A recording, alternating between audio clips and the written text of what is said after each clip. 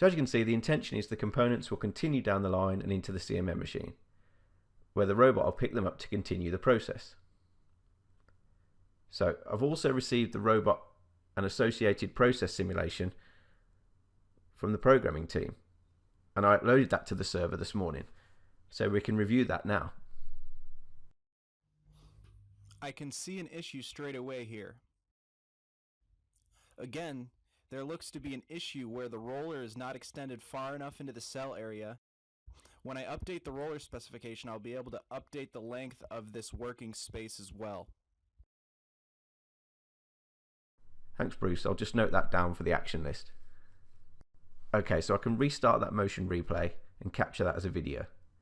If I hit record and play, we can clearly see what the issue is there.